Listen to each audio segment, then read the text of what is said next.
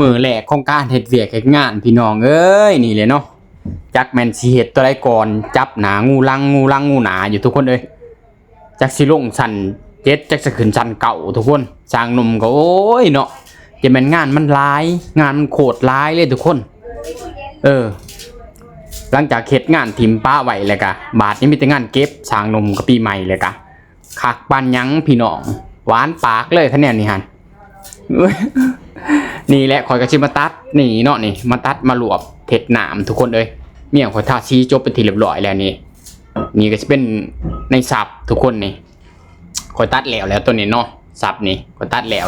ข่อยตัดแล้วประมาณ3-4สับเลยทุกคนตัดแล้วก็สิมาประกอบสุดเผ็ดอยู่นี่แหละพี่น้องหาสั้นเผ็ดที่ทุกคนนี่สับนี่ข่อยก็ตัดเช็ดเป็นที่เรียบร้อยแล้วส่วนเมี่ยงข่อยก็หาลายนี่แหละทุกคนในห้องน้ำข่อยก็ตัดอีกทุกคนนี่เมี่ยข่อยก็หาลายทาสีทาเซอร์ไปนำนี่ส่วนเป็นสุดสิ่งขั้วนี่ข่อยก็ตัดอีกนี่ทุกคนนี่หน้าตาสิออกมาเป็นแนวนี้ทุกคนนี่ที่ข่อยตัดแล้วเนาะของยังบ่มีของบ่ครบทุกคนยังเท็ดน้ำบ่ได้แต่ข่อยสิมาตัดปลาไว้ก่อนเนาะหลังจากตัดแล้วข่อยก็สิเอาผ้าขอบมาขอบไว้ก่อนเนาะเพราะว่าทางสาบเขาก็เริ่มมาแล้วทุกคนเขาสิไล่สาบมาแล้วเพราะว่าเขาจับศอกจับเสียมเสร็จเป็นที่เรียบร้อยแล้วสำหรับฉันนี่เนาะ